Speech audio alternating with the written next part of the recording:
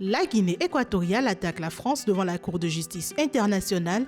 Au cœur du conflit, cet hôtel particulier de 107 millions d'euros est saisi au fils du président par la France. On te raconte. L'immeuble est situé au 42 avenue Foch à Paris. Cet édifice de grand standing, comprenant notamment une salle de cinéma, un hammam et des installations en marbre et en or, appartenait à Théodoro Nguema Obiang Mangué, surnommé Théodorin, vice-président équato-guinéen et fils du président Théodoro Obiang Nguema Mbasogo.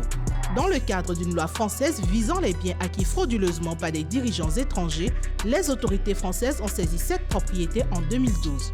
En 2020, elle a été définitivement confisquée à la suite de la condamnation en appel de Théodorin à 3 ans de prison avec sursis et à une amende de 30 millions d'euros. Il avait été reconnu coupable d'abus de confiance, d'abus de biens sociaux, de blanchiment d'argent et de détournement de fonds publics. En réaction, la Guinée équatoriale a porté l'affaire devant la Cour internationale de justice, accusant la France d'avoir violé ses droits.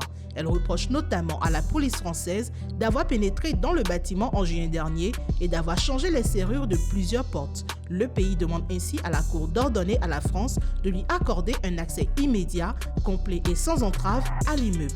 Ce n'est pas la première fois que cette affaire est portée devant la CIJ. En 2016, la Guinée équatoriale avait déjà soutenu que l'immeuble servait d'ambassade, invoquant la Convention de Vienne sur les relations diplomatiques qui interdit toute ingérence de l'État hôte. Toutefois, la CIJ avait alors donné raison à la France, estimant que le bâtiment était uniquement utilisé comme résidence privée par Théodorin sans fonction diplomatique et que sa désignation comme ambassade était intervenue après l'ouverture de l'enquête.